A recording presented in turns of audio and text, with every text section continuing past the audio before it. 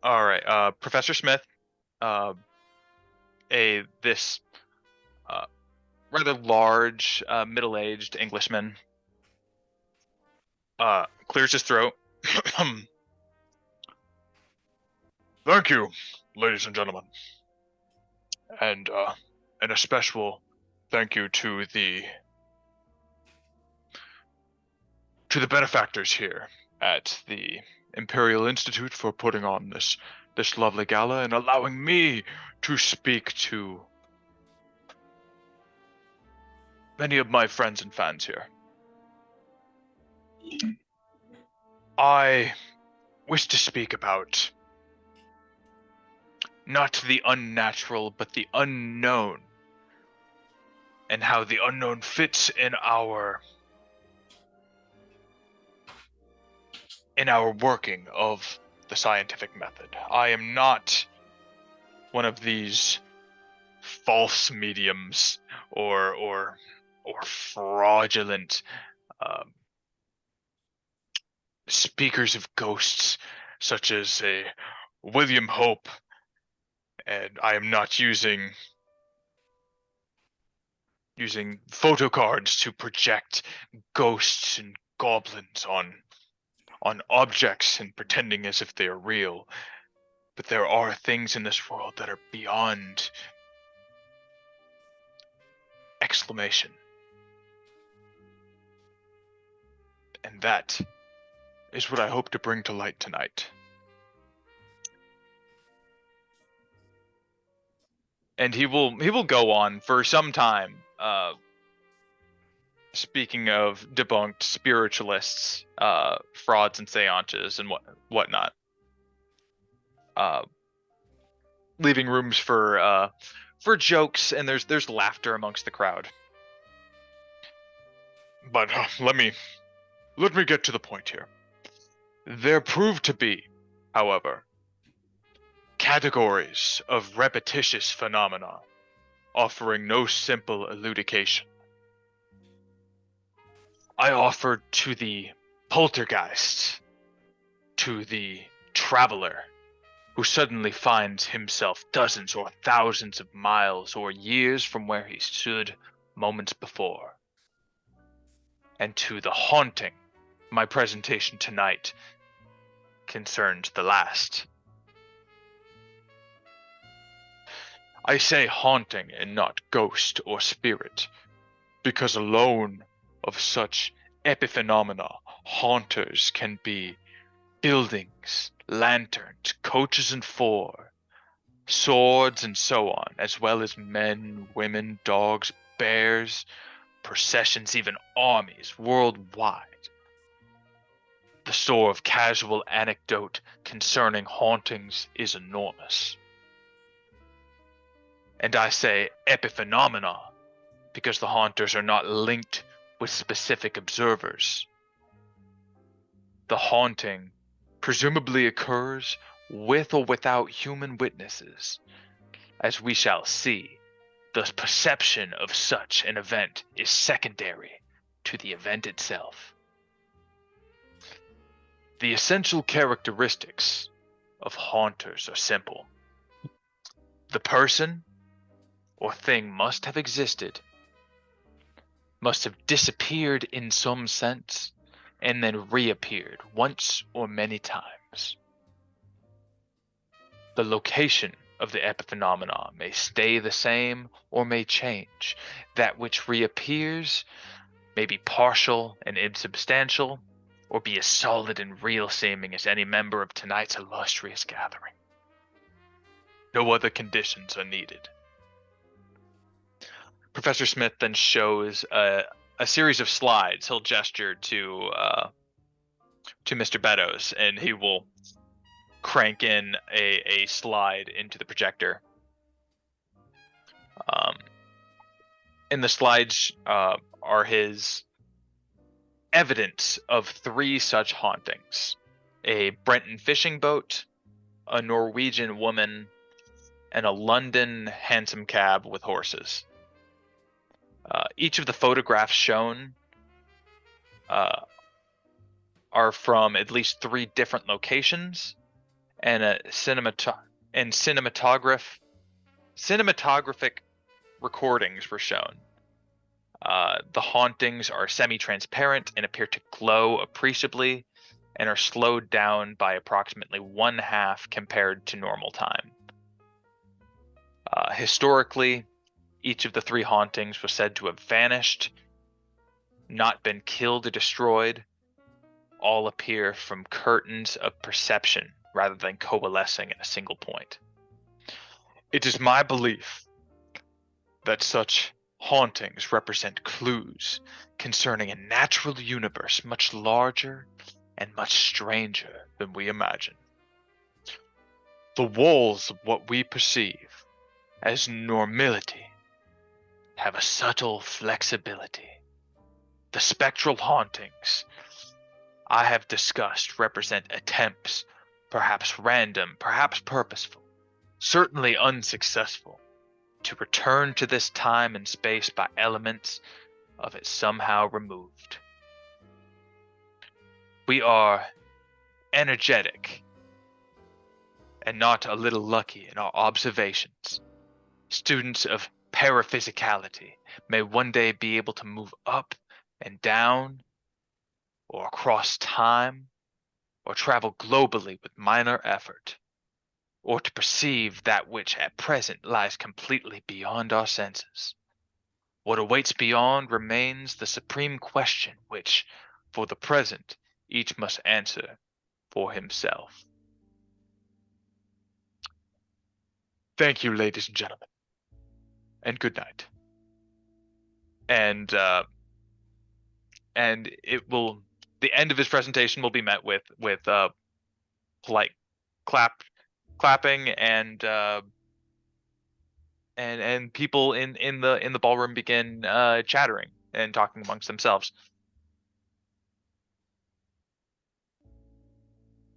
Turn to the person to my left. Ghosts, huh? I assume you're still sitting with Brett Bozeman. Yeah. Professor Ghosts. Smith is off his rockers with this one, ain't he? I've never heard of such a thing. And a man of such astute claiming ghosts and specters Oh. and hauntings, epiphenomena. I look directly at the camera. Bit shameful, isn't it?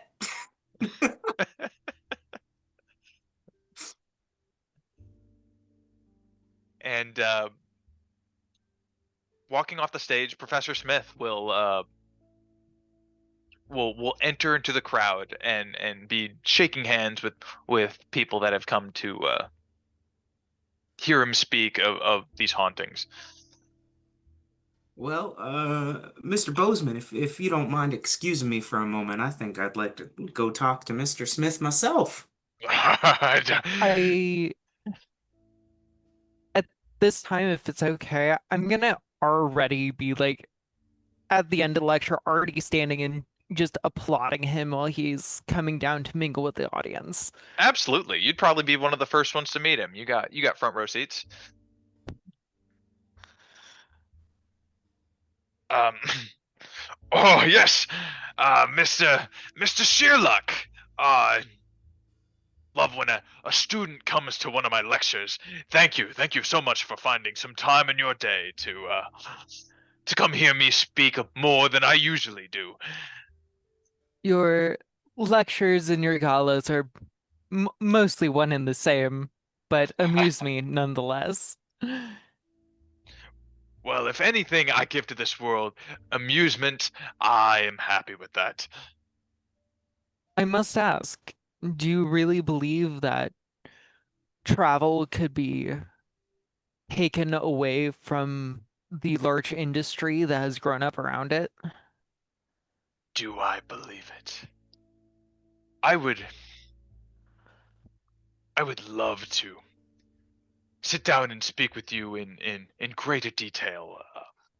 Here, let me find a seat somewhere where we can have a talk here at length.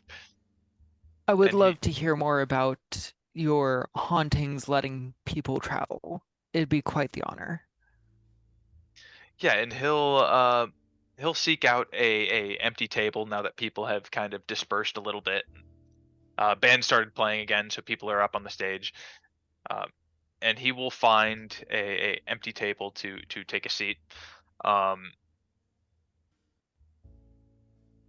Beddoes has packed up the projector at this time and has wheeled it over to the table with Professor Smith. Master Smith, I have the projector with your evidence all packed up and ready to head back to our home, sir. Oh yes.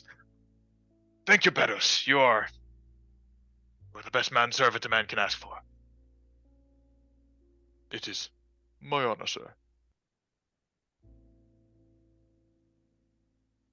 And anybody else that would like to join us at the table is more than willing to.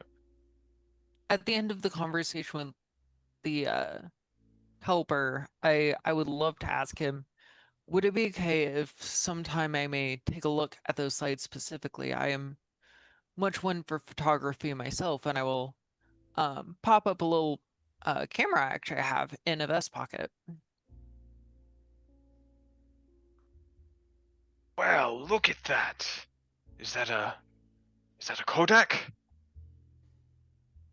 VSP, I believe, is what they're calling it these days.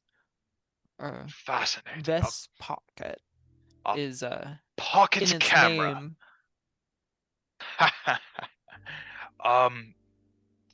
Yes, of course. Here, he'll pull out the slides and he'll hand you the slides of his evidence of 3 such hauntings he has recorded.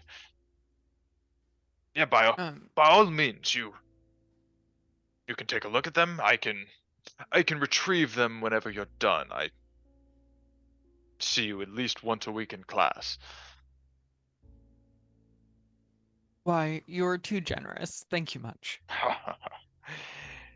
There is nothing I wouldn't do than see my students learn and be interested in what I have to teach.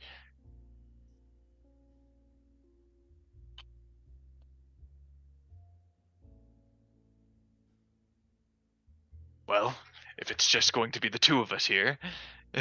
At about this time, Gilligan has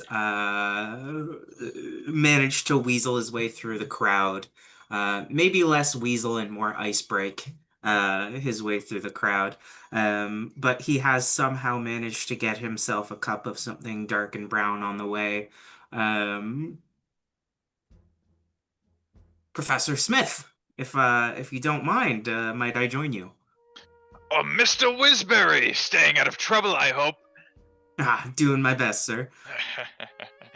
Well, I was able to get through my lecture without a single fist fight being had, and I thank you for that. It was a pleasure. I did my best to keep it together. I hope you can be proud of that. Now I do gotta ask. I got some Oh, sorry, I'm being rude. I turn to Mr. Sheerluck, who I don't know if I know yet. Gilligan, Gilligan Whizberry, and I I hold out believe a you're hand. both you both you're both students in his class this year. So Oh, you may not be from on like a first name basis, but you've definitely seen each other. hmm. Okay, I recognize you from class, and you must be a student of the professor's as well. Yes, indeed, avid listener. He is one of my personal favorites, actually, at the moment here at this school, even though many have I heard before. None Hmm. quite seem to be like him. Fair enough. I turn to the professor. I deserve you, or I assume you deserve all the praise you receive. I do have a question for you though, Professor Smith. Fire away. What's this with all this? Are you telling me, a simple farm boy from Newfoundland, Canada, that there's ghosts and ghoulies out there? Oh, quite the opposite. I don't know if ghosts and ghoulies is the right term here, but there are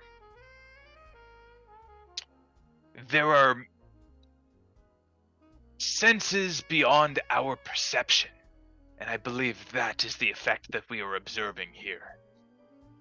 There are, whether they be objects or people or even cities or places, they can,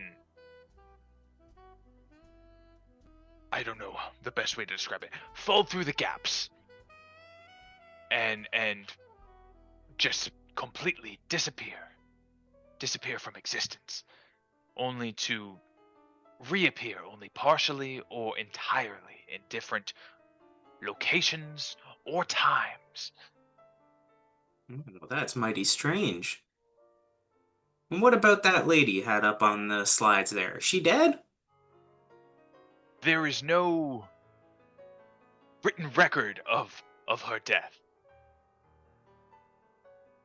We don't know if she's dead, alive, somewhere in between. Our knowledge of what life is might not be the complete picture.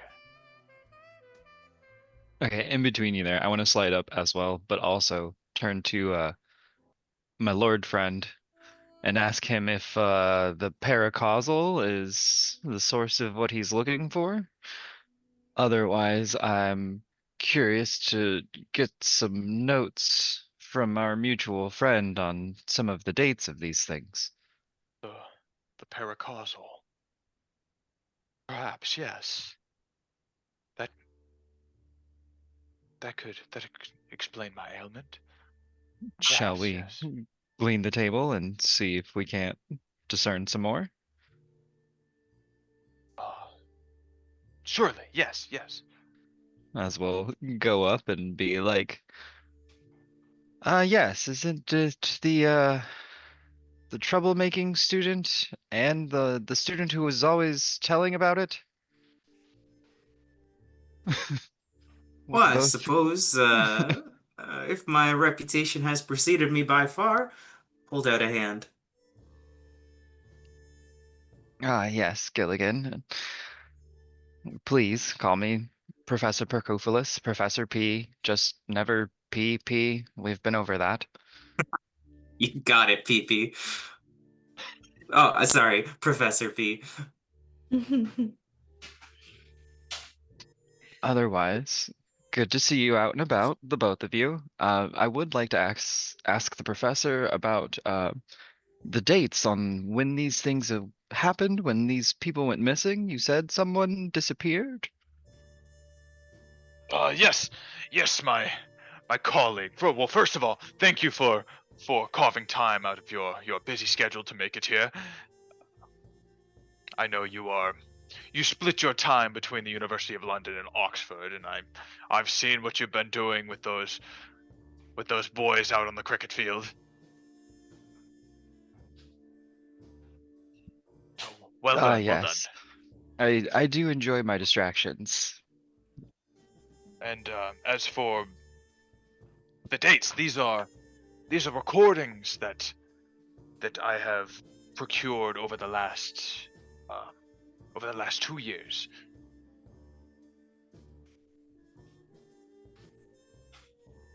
At least they've been documented over the course of the last 2 years. Whether or not they've been happening for longer than that, I don't know. Okay, yes, I'd be curious to know if the locals in any of these areas have dates farther back. It's possible, but there's no records that I could dig up past just a few years ago. Have you met anyone personally that has seen it in person? Or I do there mean, seem to be... we've all seen it in person now. I will say Not- that I have seen it in person. I was there to record them. And were you the only one, or did you have a friend to help you as well? Of course, I had my loyal manservant, Beddoes here. Yes, indeed, sir. I can attest that I have also seen these epiphenomena. In that case, you must be quite the man to put yourself in line for science. Well, I've always been one to buck the norms and carve out my own niche in the realm of science and history.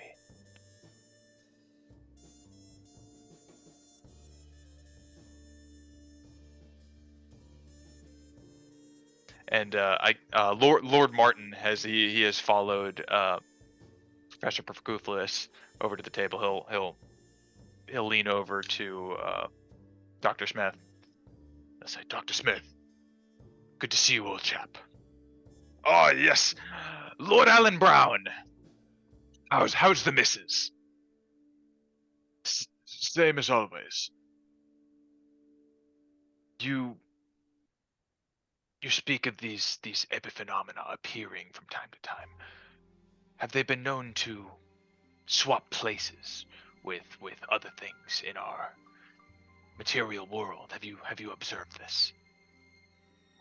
I can't say that is something that I have observed. Only things that have gone missing reappearing at different places and times, but never swapping places with stuff and vice versa. I see.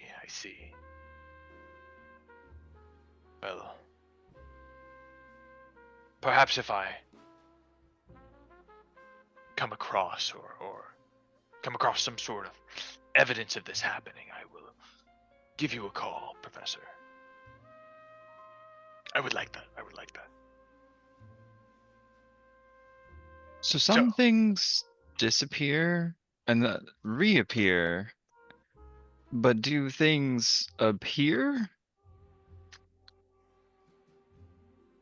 Like something that didn't disappear? Something new? Nothing I have observed. All of the things I have observed have been missing at one point, only to reappear either entirely or partially. But I was only able to track them down because the legends of the disappearances. That gave me a chance to look in the first place for something brand new to appear that's never been seen. That would require a stroke of luck that I just have not seemed to have. Interesting, because it seems when I usually have something that has as I've had, and then disappeared and reappeared, it's usually because I misplaced it, as I am getting up in age. Oh, I know. Haven't we all been there? Oh, yes, indeed. Very, very keen observation.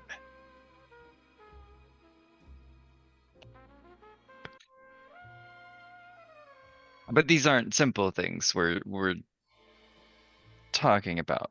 These aren't your things, right? No, these are not my things. One of them is a person. It can be any manner of things or people or anything. From my observations. You see, I believe that there are some sort of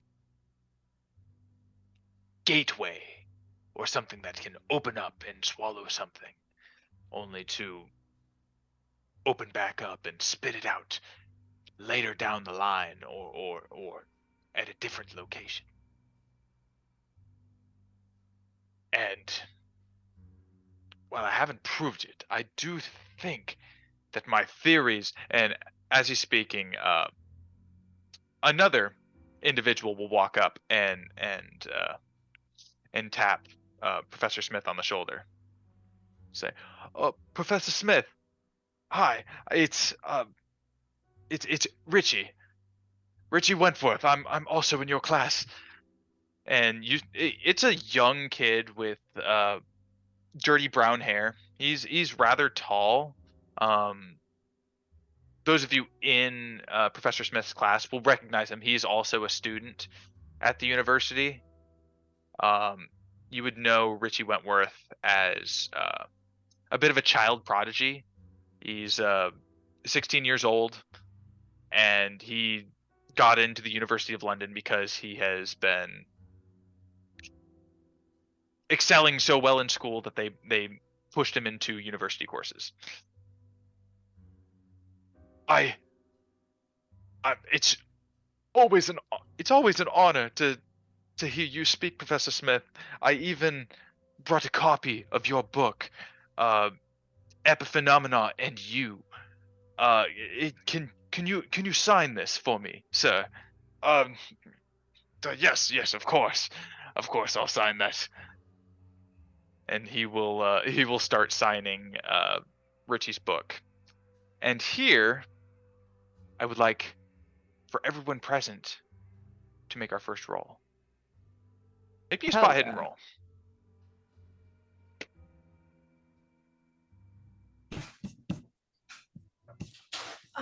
I did want to add, I would be just trying to listen in to all of this. I'll allow that. And writing everything down. Yeah, give me a listen check on top of it. I'm not staying particularly far away. That's fine. Just I'll say you'll be able to hear just about everything as long as you don't fumble. Okay.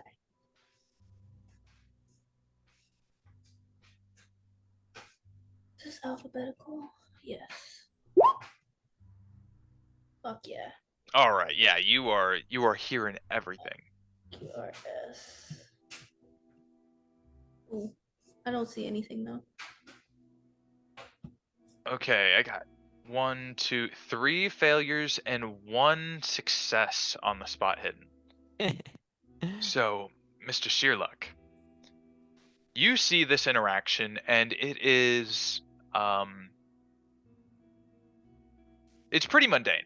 Like you know Richie Wentworth. He's kind of a tall, lanky kid, but he seems like a good egg, and he's a real smart cookie. And as you brush past this interaction, you see off in the distance somebody eavesdropping on this conversation. Not Gladys. Gladys is behind you. But you see a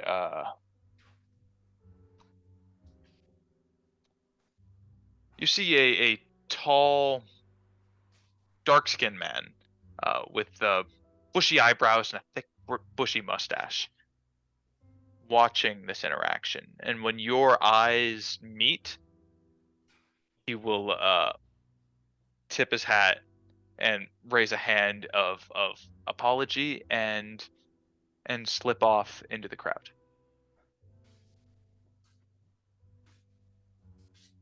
And that's it. Okay. Oh, if anyone can hear me, I'll probably end up mumbling under my breath something along the lines of, "Knowledge is free." Oh, quite, yes.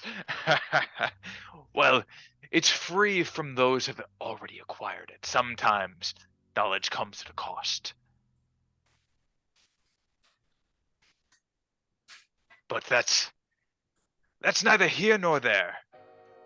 It has been so good catching up with all of you. And I know you're all out of school for this week in celebration of the new year, but I certainly hope to catch you all in class first thing Monday morning. Well, I do believe I will see you next year then. At least the 3 of you that do attend my class, and I will see you, Professor Perkuffulous. I will see you in the teacher's lounge. Of course, around the office. Yes, quite. Come on, Beddoes. Let's head home now. We've got more studying to do. Yes. Quite, sir. Yes. And they will pack up their stuff and make their way out of the Imperial Institute. What would you all like to do? And I kind of sideways up to Gilligan. And kind of pretend I've always been standing there or sitting. Jesus Christ. No, not quite. Do I know you? I don't believe we've ever met, but Gladys Bennett. Gilligan will take your hand, give it a little shake. Gilligan Whizberry. You look like a fellow who's up to no good, and I was wondering if I might tag along. You're welcome to. I will warn you though, I think I've been known to be a bit trouble follows. Well, that's the point. Alrighty. What did you think of Professor Smith's presentation here? Well,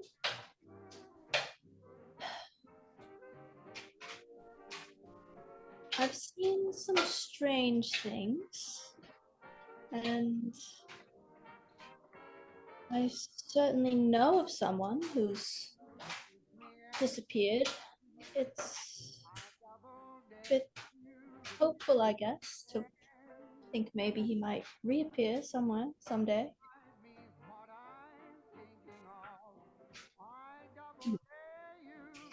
Can't say I know of anyone myself who's disappeared, but I hope for the best for you.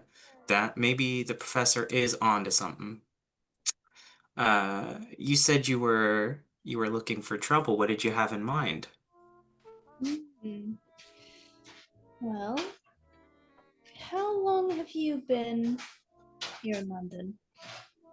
Oh, now when did the war end? I've lost track of time. Few years? Few Yeah, years now? 5. Yeah. Yeah. Been a while. I went home for a bit. So maybe I've been in London like 3 years? Right. Maybe I could show you a place or two. I wouldn't be opposed to that. Right. I will look around at the others. Anyone else interested in finding trouble?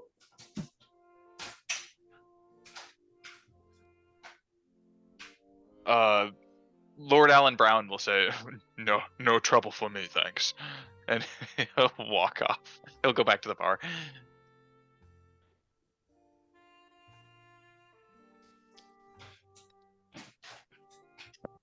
Professor P. Has he left already? Oh no. Do I need to supervise? Does this require attention? But I say it might be good for you to get out a little bit. I am often very busy, but what you say intrigues me.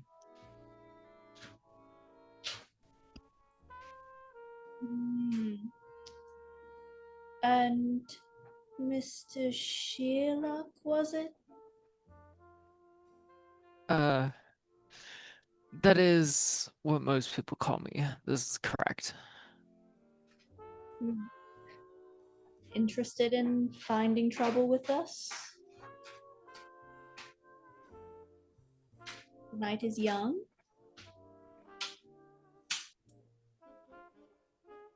There is definitely more that I would love to learn about my fellow students here. So yes, I would.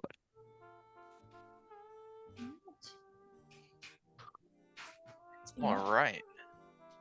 So it's probably about lecture wraps up around 9 o'clock, so it's probably 9:30, pushing 10 in the evening. Let me move our map over to our lovely map of London. Now you are here in Kensington on our 1 mark. Where would you like to find some trouble? Ooh. Buckingham Palace. Yeah. Let's just hit that up real quick. We'll see if they have anything fun going on. Oh, if you click these, pictures appear. Or did you just send that picture? I just sent that thing. That's the Okay. Imperial Institute. I see.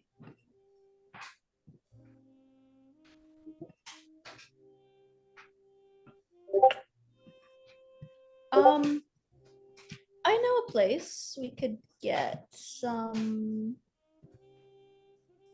drinks and discuss this further. I'll tell you the name of it. You aren't gonna Just a stress the moment. Black Lion, are you? Oh, of course. I know I've seen you around. I do not like to cause a rustle around where I am when I am drinking. It is merely for my own sake, not the amusement of others. Okay, so the Black Lion it's a bit of a hike. I don't think it's quite walking distance. It's gonna be out in this direction. It's actually kind of outside the map, There.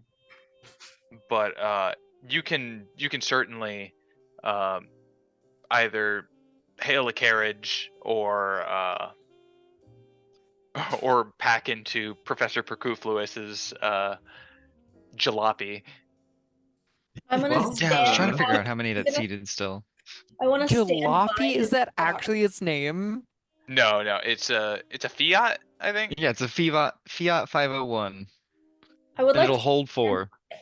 I'd like to stand by it and pretend I'm hailing a cab. And then when he walks up, I'll be like, "Oh, wonderful." And I'll get in. If only it chirped in the 1920s. Thanks, Mr. P. I'll climb in as well. Well, All if right. this is the way the group goes, I will join likewise. You don't can mind if I walk- smoke in here, do you, Mr. P?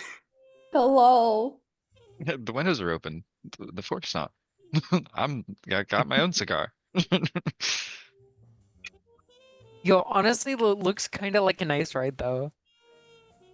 It is a sick car, especially for the time. Hi, can I watch? Yeah, sure thing. And then maybe join if we're not doing Glimmer. If you're later, if you don't mind me joining later. I mean, next time. Yeah, we can arrange that. Yay, thank you. Cool. So our gang just finished the Challenger lecture. Had a lovely meeting with Professor Smith that talked about all sorts of supernatural phenomena that he has observed in his time. And now you all have hitched a ride in Professor Perkuffulous' Fiat, and you're heading down to the Black Lion pub and boutique. It takes a little bit of time to get there. I'll say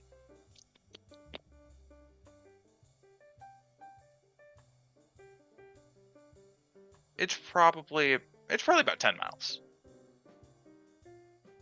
I don't know what the top speed of this Fiat is, but it's probably about like at least a 30-minute commute just to get there.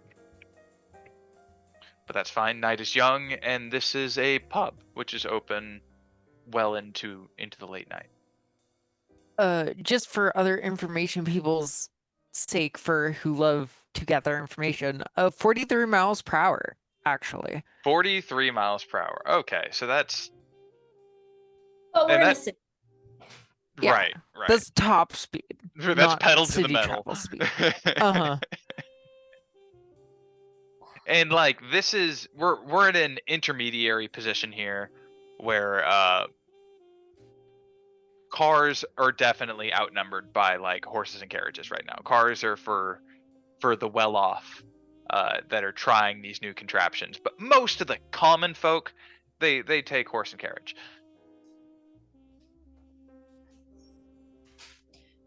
All right. Enjoy the speed. It may not be comfortable. Oh yeah. What shocks? There's you better not hit a pothole, or it's just your car's gonna fall apart. But I will say, no checks required. You're not having to race down here, but you make it safe and sound to the Black Lion pub. It is a smaller building with a big sign that says the Black Lion right out front, with a big wooden door right in. It's like a square with rounded edges, and on one of the rounded faces of the edges there is a door where you walk into. Amazing. And inside you see a pretty popular bar. There's a lot of patrons here. Well, actually, it's a Wednesday night, so it's probably not that packed at this time. But they are still open, and there are people being served at the counter. Uh, Yeah, I would what would you grab like us- to do here first? like whatever my typical spot is, I would assume somewhere in kind of a corner. Oh yeah, definitely a corner booth. Yeah, and order us a few drinks. I'll buy the first round. By all means. Very swiftly, or at least as swiftly as I can, not being able to move very well. I'd probably try to hurry to the counter and get the bartender's attention. Yeah, the bartender is quickly mixing up drinks for a different party that's in here. And they turn around and say, "Oh, Hart, Before hi." he can finish, I'm gonna try to silence him by like raising my hand a little bit. He'll look both ways, and he'll lean in. What's up? Some of my classmates are here. If they ask, you don't know me. Oh, okay. They're from the weird class I have told you about previously. And why do they have to not think we know each other? And would know that this is actually a very common thing for me to do, as I am a investigative journalist. So all I'm gonna do is pop up my camera a little bit to show that I'm going to be doing some work. And he'll point to them. Oh, okay. I got you. And they'll turn back around and finish what they were doing before giving you time to head back to your seat. And then they'll come back around. Four drinks for each of you. For Welcome. each of us. That's awesome. Yes, of course. Welcome to the Black Lion Pub. Is there anything else I can get you? Any food, other refreshments?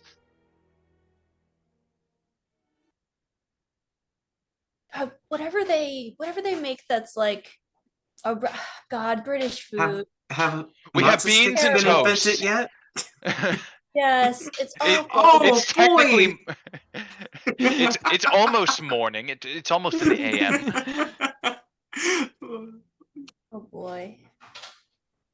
Can I have some bangers and mash?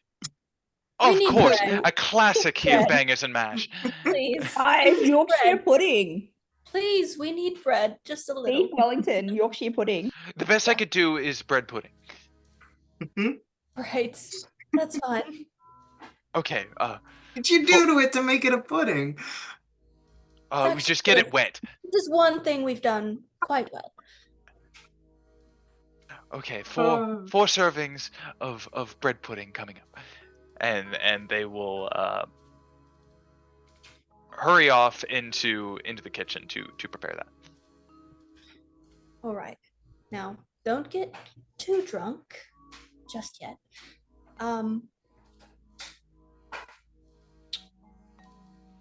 You all seem like you've seen some shit.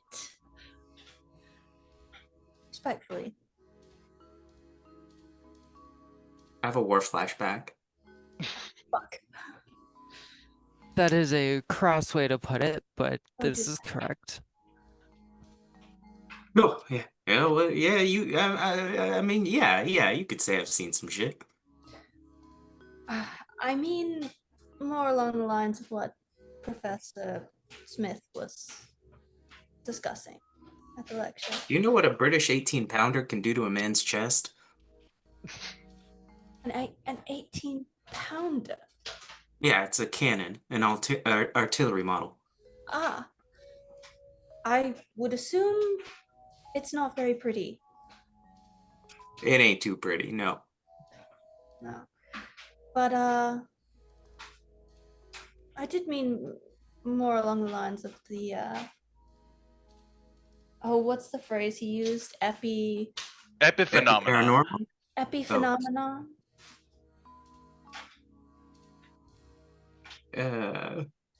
I don't know if I have seen anything like that, to be honest with you. That's it's something else.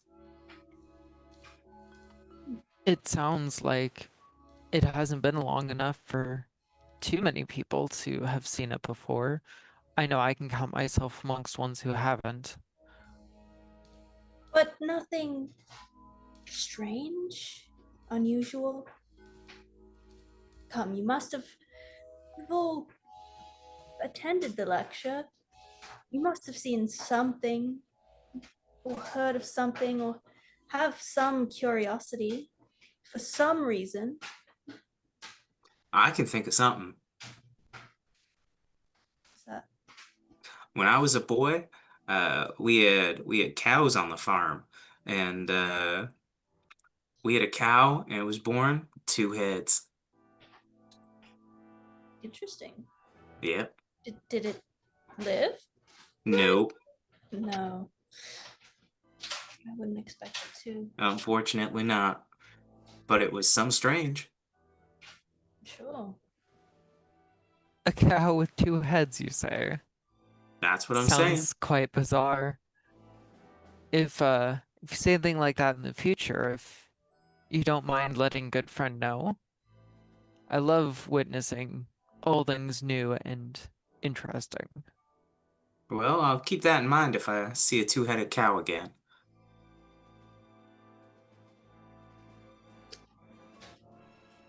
You sound like maybe you have some experience with this, Gladys. Have you seen something like that? Well, maybe you've read one of my books. I research it for a living.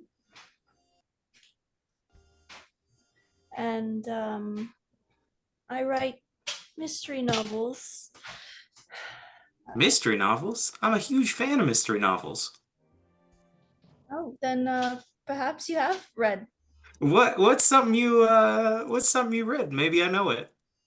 Oh, the well, I do write under a pseudonym.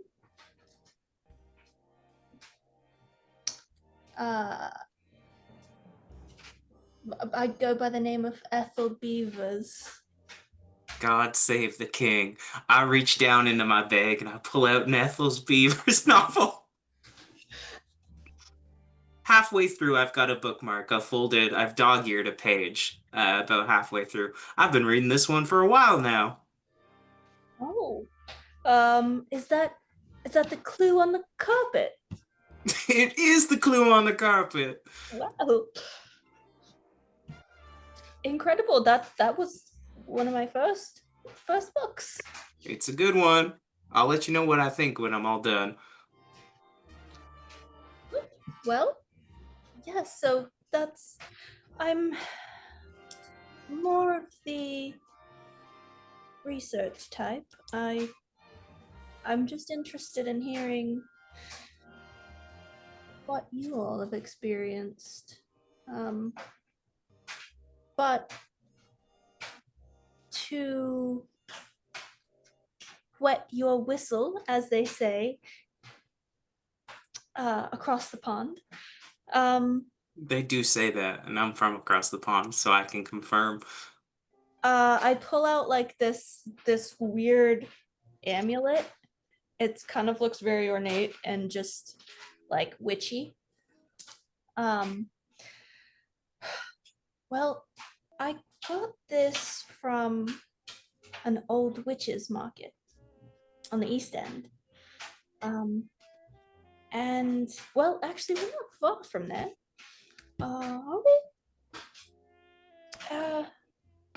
No, it's probably a few blocks away.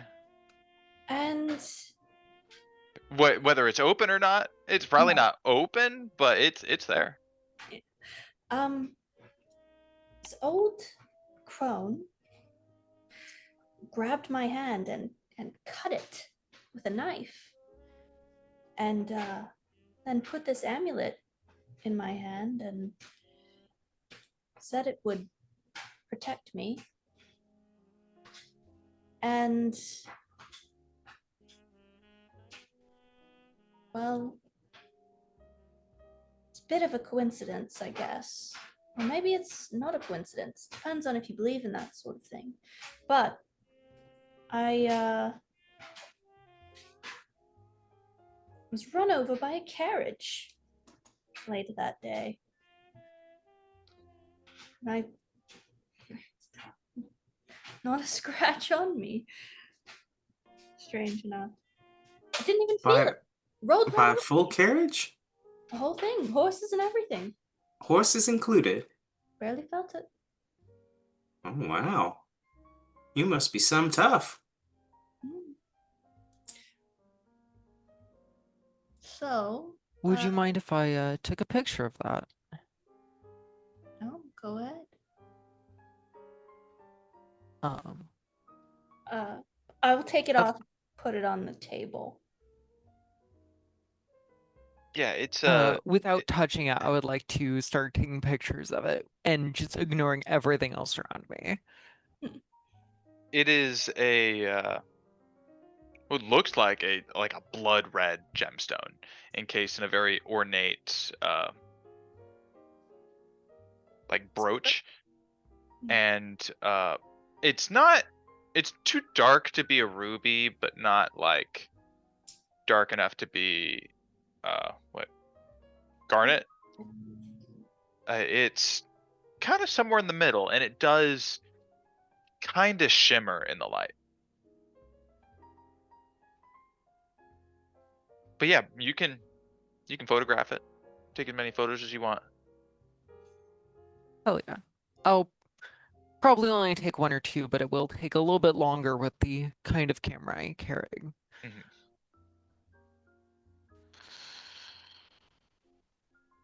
So that's I have Right. 4 servings of bread pudding. The bartender will serve everybody.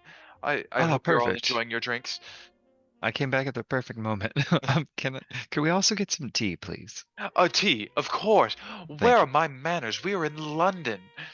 Tea should have been on the table to begin with. So, and I start eating because like this is the only thing we do well. Mhm. This is like one of our good dishes. Bread pudding's pretty good. Pretty good, I gotta say. It's decent. You're making me want some, not gonna lie. Yeah. I mean, at least the bread pudding I've had. I don't know if that's accurate to how the British do it. I have no idea. But anyways. You guys have haggis on the menu? Oh God.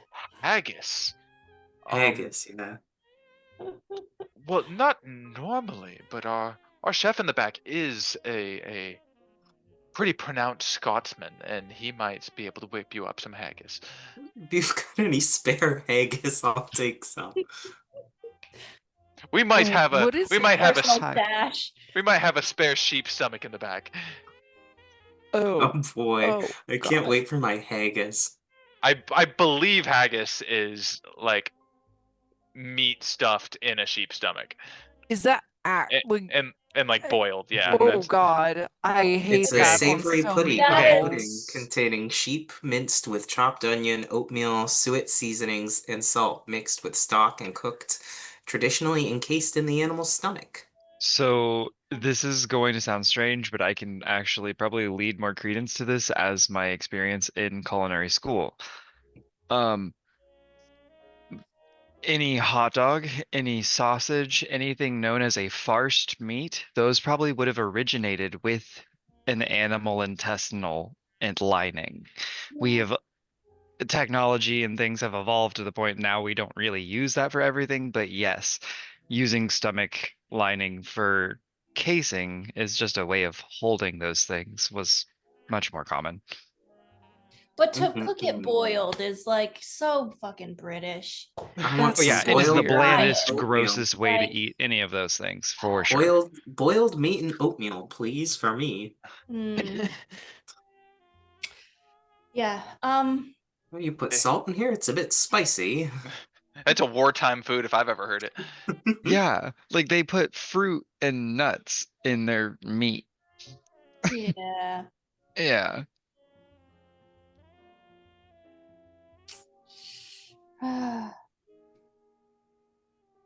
God.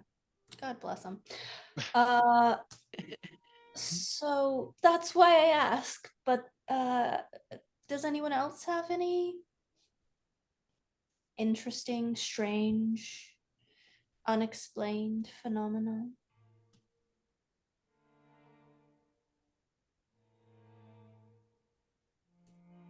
Unfortunately, as I said earlier, I have not. I merely wish to find some so I might photograph it.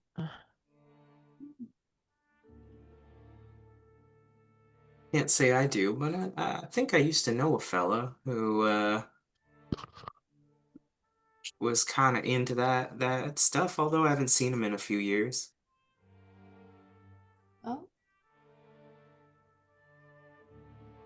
An old buddy of mine by oh geez, I don't know. Which one of these guys is dead? Uh, Bob McDonald is dead. Oh, rest in peace. oh, Yeah, oh, so McDonald. Doug, a buddy of mine, Doug Arsenault, we served together in the war. Uh, he got into some strange stuff when we came back. Haven't seen him since, but feels like this is the kind of stuff he'd be into. As far as seeing strange phenomenon, don't see well, he adjusts his glasses. But it always seems like my cats are looking at something in the room that's not there.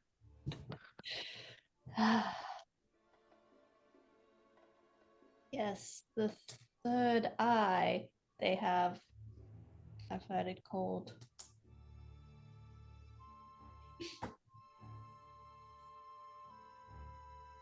All right. But you're all interested in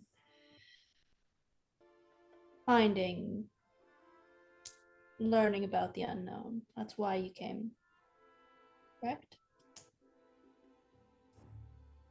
Quite that. Suppose it's Learn. some sort of. Sorry, I didn't mean to interrupt, Mr. Sheerlock.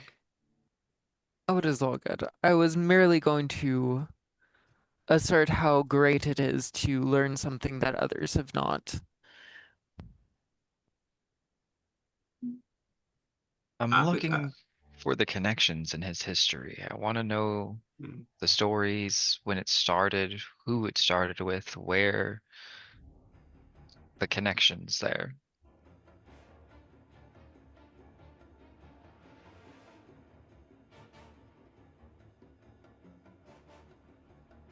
I'd say it's a sick and twisted curiosity.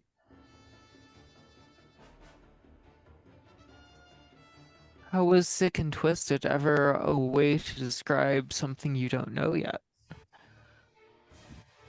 I suppose kind of like this. It's a sick and twisted curiosity. Sick and twisted is something new. That's how they've described everything new, isn't it? Speaking of sick and twisted, we did have a spare haggis in the back. Here Oh you are, sir. boy, some spare haggis, just the way I like it. Last one in stock. Oh boy. And of course I eat it bland. No, As that is is quite tradition. a disturbing thought. Gray food on a That gray they may plate. be out of haggis. You wouldn't want to ruin it with simple seasoning.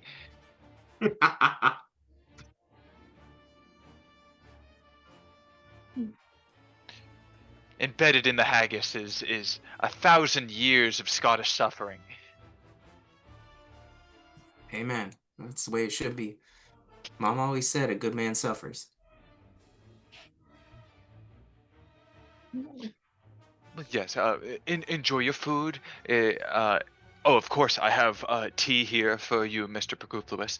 I will leave the kettle on the table, and if you all need me, I will be at the counter.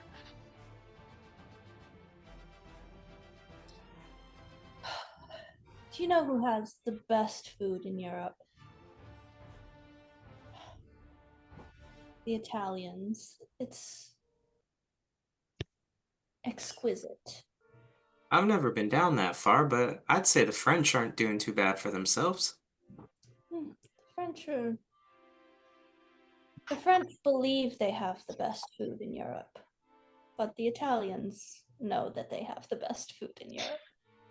Don't make me reminiscent for my home, but I don't think bologna tops the list. Ah, Austrian? German? Italian, from the region of Bologna. I see. Yes. Well, I've been thinking of visiting sometime soon. Ah, yes, I attended the University of Robert there.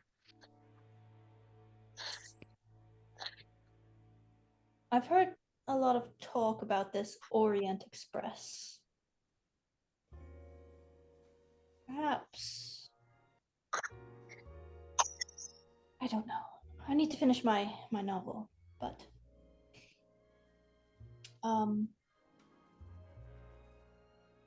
was there above table, was there something else that Professor Smith had invited us to other than just he mentioned like class on Monday? Not a direct invite, no, but Professor Perkuffulous would probably attest that on Thursdays he usually makes it to his one of his regular meeting clubs,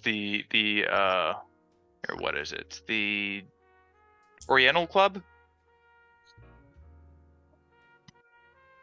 Yes, that would be the other one. Yeah. He definitely makes his Thursday sessions there. So if you wanted to catch Professor Smith tomorrow, that is likely where he would be.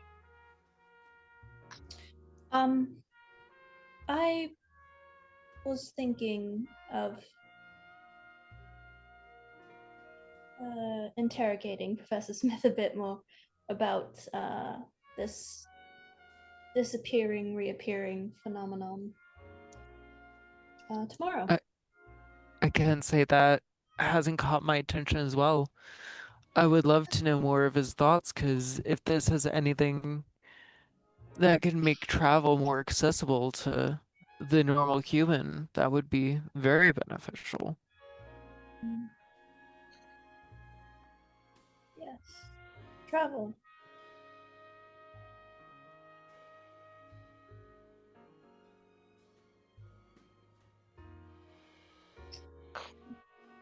Well, I'll buy one more round, and I will say, time for me to head home, and I really must finish this novel.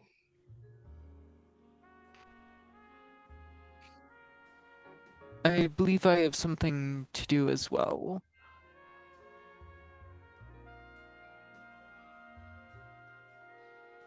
Well, All right. So if that's it for everybody here, I assume you all hail some carriages and head your separate ways. Yes. Why don't we describe our living situations here? Where y'all live, and how does it look? You in a rich neighborhood, poor neighborhood? You kind of on campus or off the beaten path somewhere? I would say I'm probably not too far from where we are now. In one of those apartments that's kind of like a room that you rent from like an old lady, Mm-hmm. and there's like several other young women, young single women who live there. Not allowed to have male guests and all that, but she cooks food for everybody, so she Yeah, cleans absolutely. everything, so I'm happy to rent the room. And I just like have my typewriter set up in my desk, and like, yeah. And your novels are fairly successful for a mystery novelist at this time, so you definitely have the coin to pull this and then some. It feels like I could afford maybe more, yeah, like you said, but this is comfortable.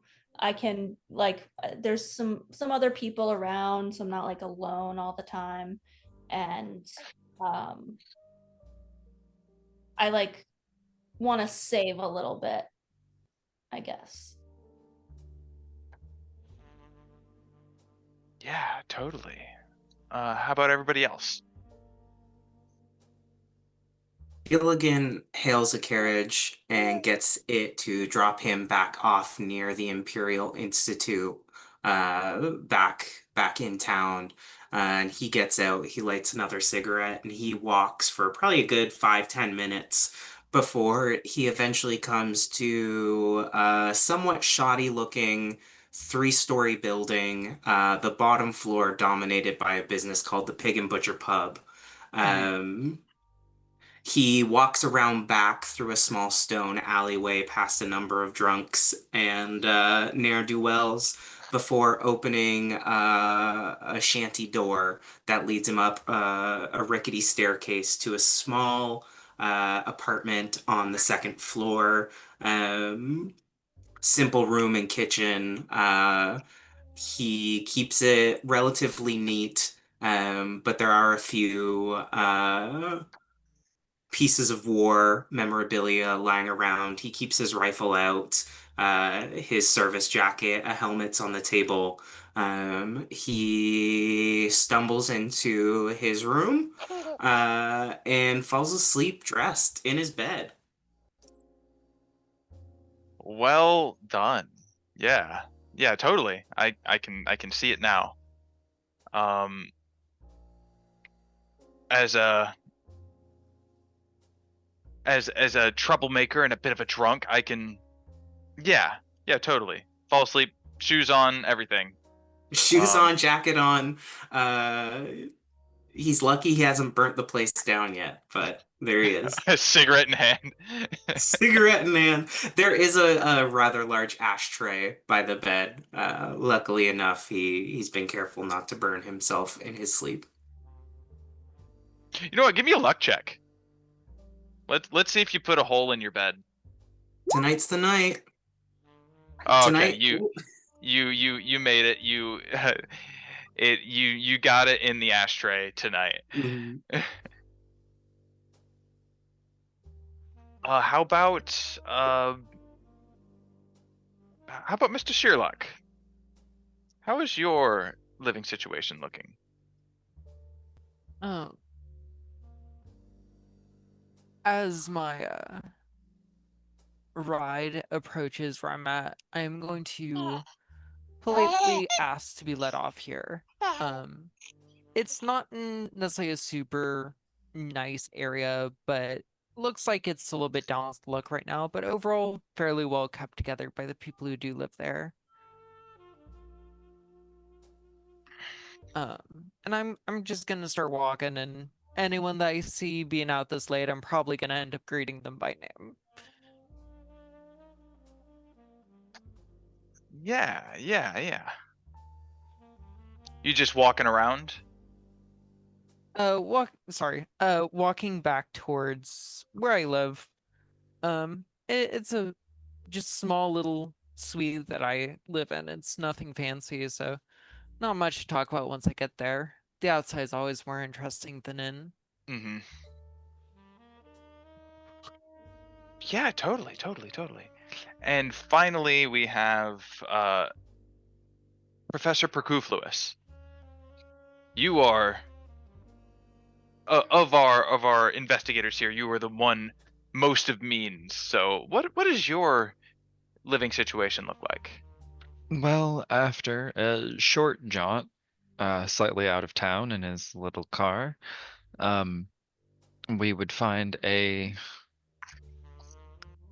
small-ish cottage with it would be probably about 4 bedrooms.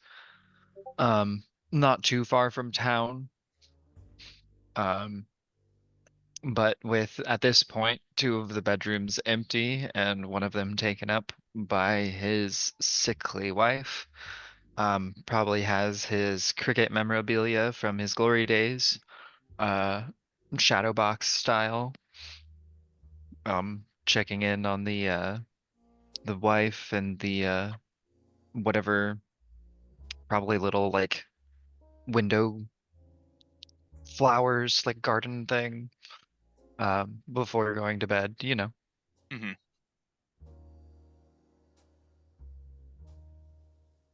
Yeah, totally. And you all fall asleep in your various residents, and perhaps it was all of this talk of hauntings and epiphenomena, or maybe it's just random happenstance, but you all have a hard time getting restful sleep tonight. You all have strange, unnerving dreams. We will start with Professor Perkuffulous. You are a young man again at the University of Bologna in Italy. And you've just finished the last class before summer. Before summer's out, and you are exiting the halls of this university into the bright Italian daylight. And there's a slight breeze in the air as you walk out into this promenade. And it's hot, like especially hot. I know it's summer, but it's like you can feel the heat like building up on your skin and your sweat rolling down your face. And you look up and you could swear the sun looks like it's getting closer. And then it divides into 2, and then 4, and then 8, and then 16 different suns. These balls of gas and plasma with these fiery tendrils out from all of them, and they are getting closer, and they are surrounding you and all of the people walking about. But the people are not reacting. They are simply going on with their days, and these orbs of fire get closer and closer and closer, and they start licking people with their tendrils, and their clothes will ignite. They light on fire, but they show no reaction. They simply walk as their clothes and later their flesh starts melting from the extreme heat until they all collapse onto the floor. And you were the last one watching this horrible scene take place as one more of these suns comes down and touches you right before you wake up. Drenched Oh in sweat. no. Please don't touch me.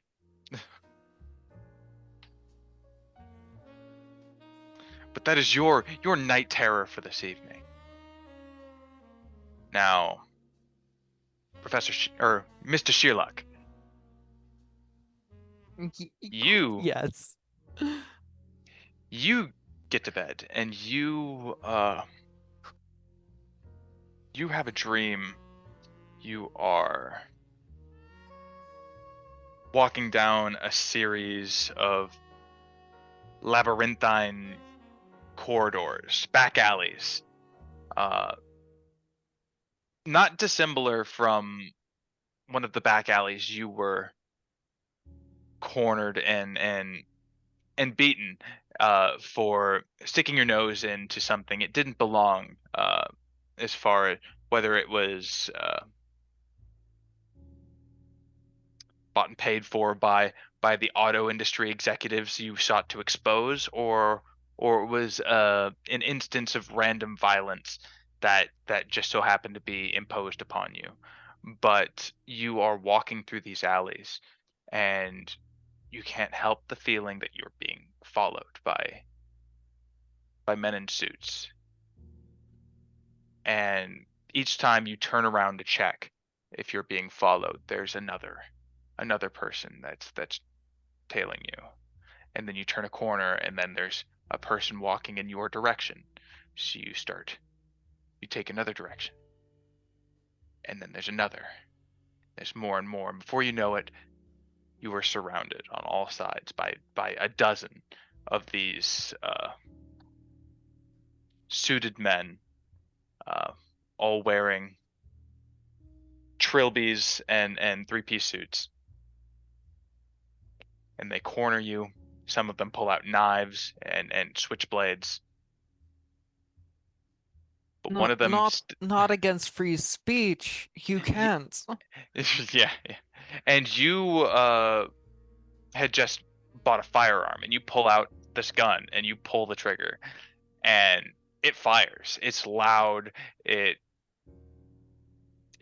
You almost lose control of it when you're trying to handle this firearm, but it blows right through them. No effect is taken. And one of these goons steps forward and just pulls their face off, revealing the head of a giant spider. Many eyes and piercing fangs.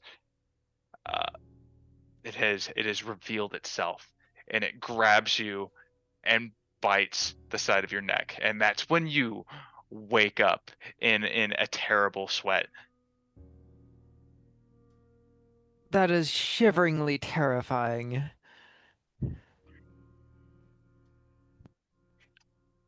Now, Mr. Whizberry, you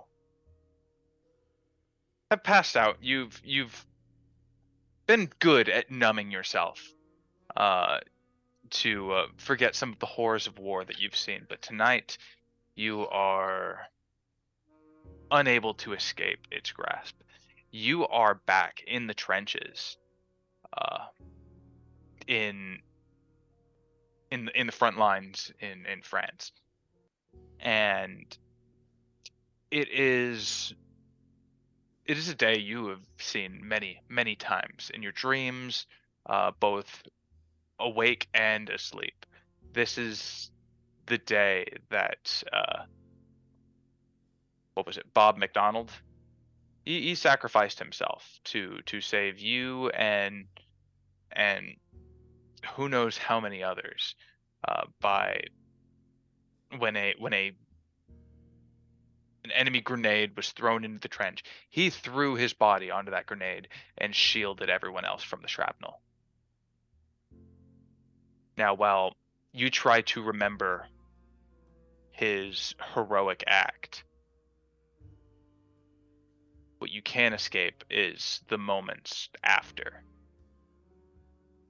The moments of realization when you see this man that you basically grew up with. You were kids going into this war, and this person that you've known for some time had sacrificed his life to jump on this grenade, and he was obliterated. You see his arm tossed over maybe 20 feet to your side. You see his legs have gone in two separate directions.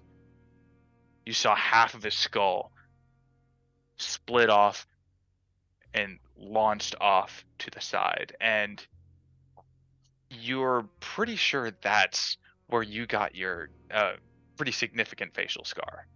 How does your scar run? It goes about from the ear and then like over to the eye across to his nose on the left side of his face. It is just as likely that that scar was caused from a piece of Bob than it is from the grenade itself. And you are left to sit. Everything else has stopped. Any soldiers, any war that had been happening has stopped for you to sit here and look at this pile of what used to be your friend. And as half a face lay there in the mud, the eye still in its socket moves up and looks at you.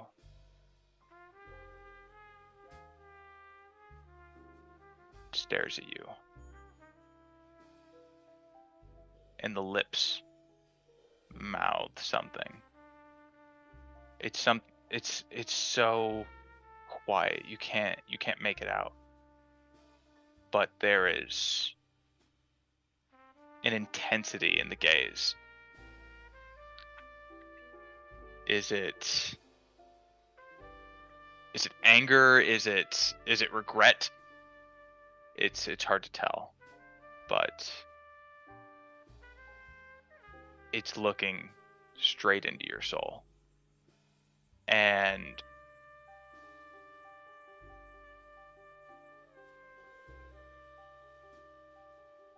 as you are sitting in this, a second grenade is thrown into the trenches, and there's nowhere else to take it. And it goes off, and you wake up. Gilligan wakes up with a start. He doesn't scream anymore. He's had dreams like this before, but maybe not this bad. He holds a hand up above him and in the darkness looks at the hand where he's missing a finger, also lost in the war. He runs that fingerless hand, although there's other fingers, but he's missing his ring finger, along the scar that's still raised and bumped up on his face. He wipes away a tear that he shed in his sleep. He gets up, he doffs his clothes, washes his face, tries to catch a little bit more sleep. Absolutely. And we have one more restful sleep to ruin. Mrs. Bennett. You are in a much similar boat as Gilligan, as you are no stranger to these night terrors. You also have a recurring dream. But for you, it is walking through this witch's market at night.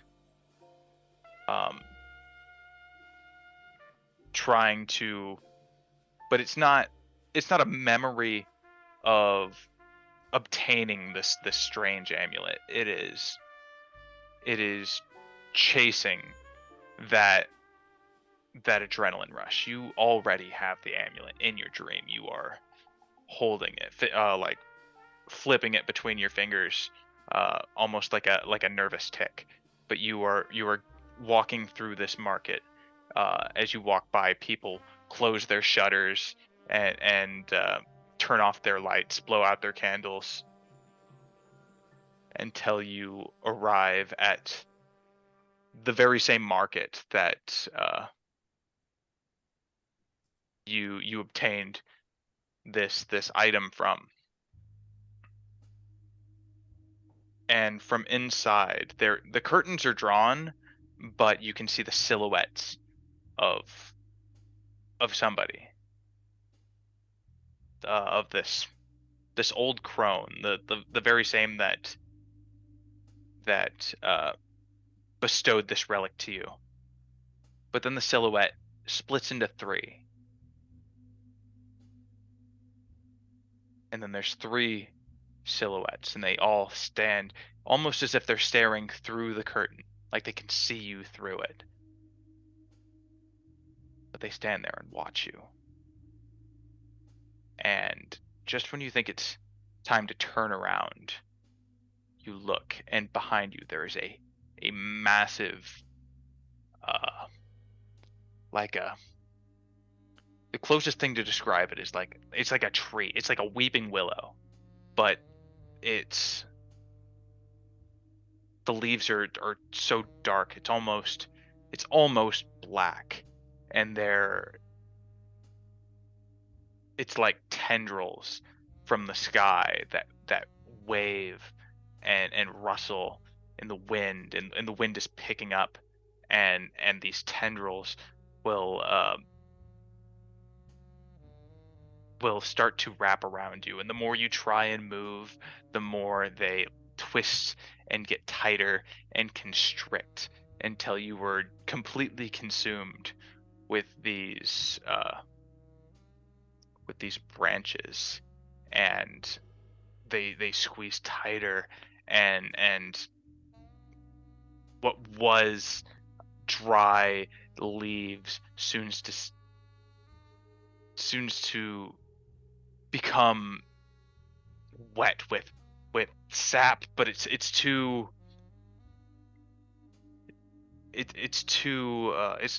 viscous for sap. It's something else. It's slicker. It's like blood, but black. It's like a black ooze that is now dripping from this tree down the tendrils and onto you, encasing you. And as more of them come down and wrap around you, they cover your face, and then you wake up.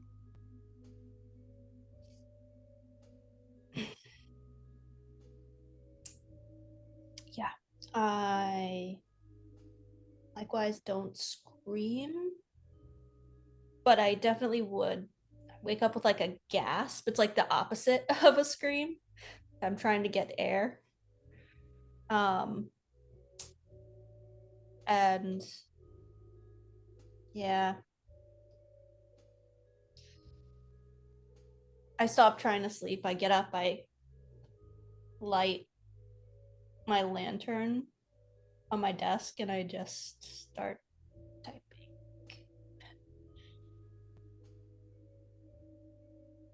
That is absolutely fair. And that is it for the night terrors I've decided to bestow upon you. And the sun rises in the east as it does every day. And it is now Boo. Thursday.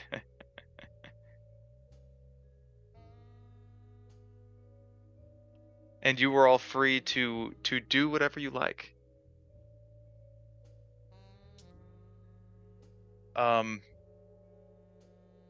Here, I can keep going for a little bit longer if you guys want to, but let me get this guy to bed. Yeah. He's out. Goodness.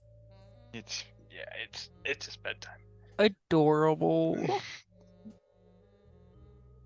Okay, I'll be back in a sec.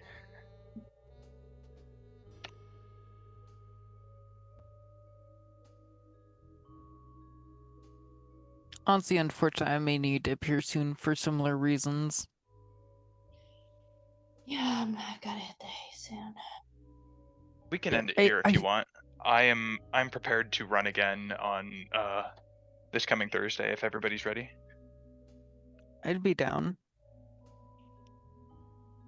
That'd be good. Same. Maybe the Thursday after we can I mean, I want to at least finish up that encounter we were having at some point before we go too long. Mm-hmm. Yeah, maybe the following Thursday we could do that. Because I hate to leave it where we left it off. Mm-hmm. But Yeah, I forgot that eating food makes me tired. That's on me.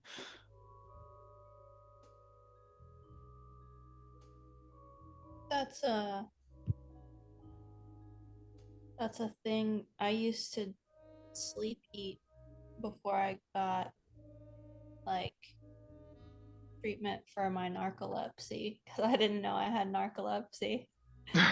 I would sleepwalk and eat, and I would only know it because I would find like crumbs. in bed. That's so I'd funny. be like, where did I even get this from? I had to have gone a long way. I had to have like walked across campus or something, and I don't know. It was crazy. I'd find chocolate on the pillow.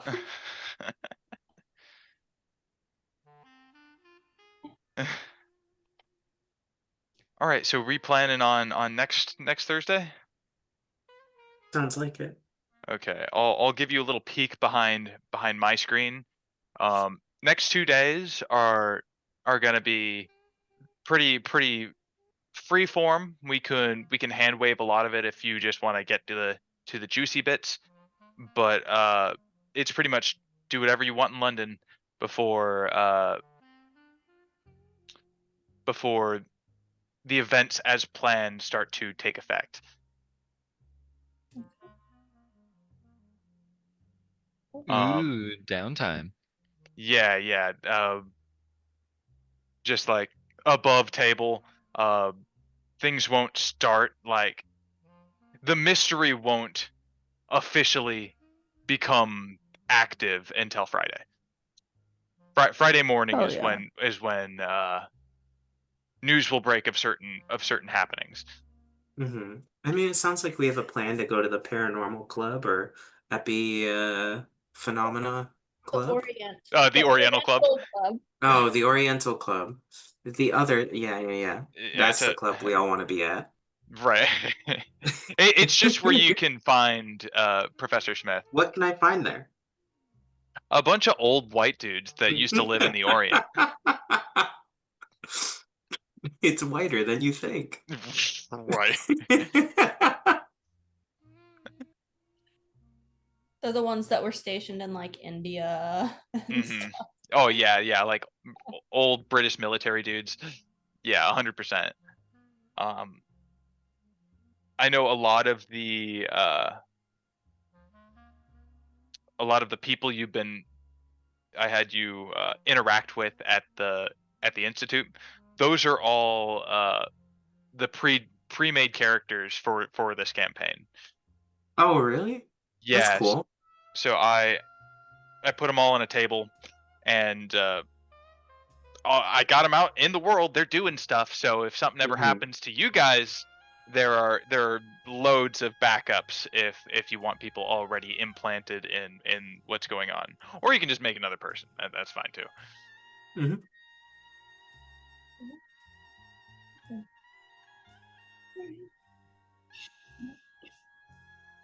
Well, good night then. All right. Good night. Thanks for playing this game with me. I hope you're all gonna. Oh wait, one last thing before everybody goes. I was gonna do this at the beginning of the session. It's either at the beginning, but Mm-hmm. as far as the rules, at the end of each session, we make improvements to our luck skill. So I want everybody to roll your luck and try to fail it. You want to not succeed your luck roll. Let's see if I can fail my luck roll.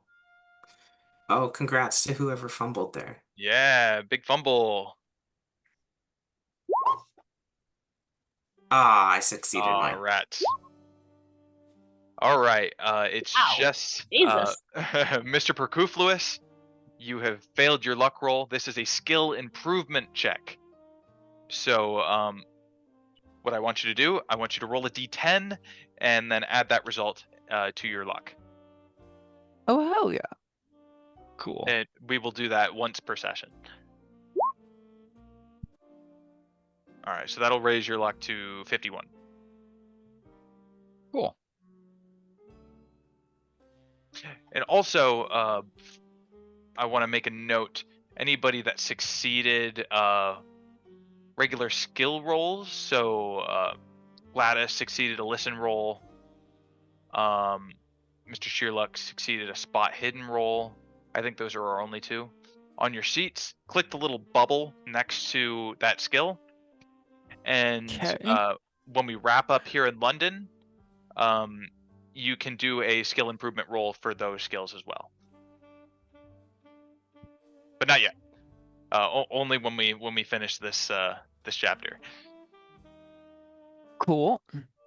But each time you succeed a skill without either pushing it, which is you can push a roll if you can explain what you're doing differently. It allows you to re-roll it. But if you fail it, a regular failure is treated as a fumble. Something bad happens. Or if you can use luck, you can burn your luck to pass a skill or to get a higher degree of success on a skill. If you burn your luck to succeed a skill, you don't get to click the bubble for that. Makes sense. But yeah, just click those bubbles, and once we finish in London, we'll go through and improve those skills as well.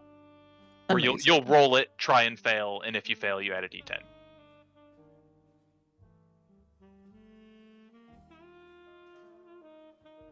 I had to give you all bad dreams. I had to give you all some sort of, because you were like, each and every one of you is not doing good from a sanity perspective.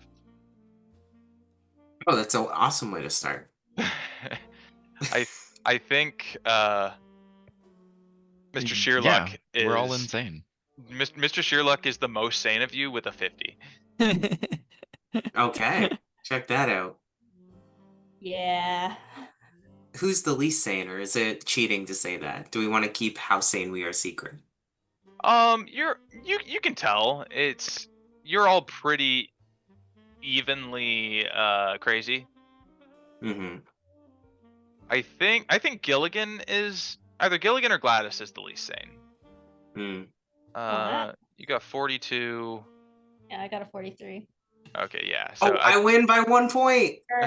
We're almost a match there. The 1 point is the horror of war. Wow, I'm at 45. Right. But I'm like, I was just here in London, like trying not to get bombed, so I guess I don't have that one. I suppose you have the horrors of war too. Just not quite the same. Not as close up. Mhm. Yeah, I saw a guy explode. Yeah. Yeah. I lost my last point of sanity doing first aid on a corpse that was only like a quarter still there. Just Also, I enough knew to. the guy my entire life. Oh, Bummer. real bummer.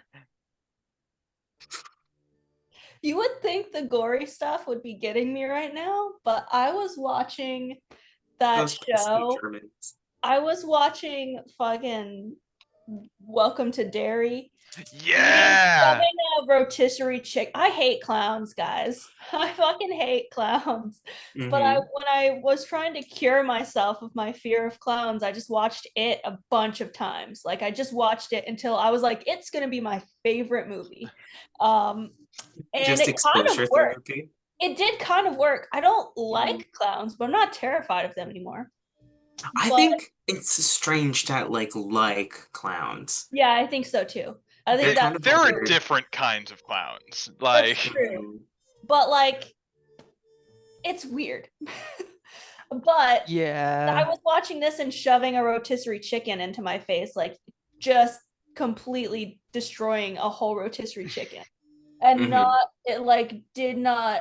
it was not affecting me at all. I was like, wow, pregnancy is weird. I I normally am not like this. So this is a great time to play this game.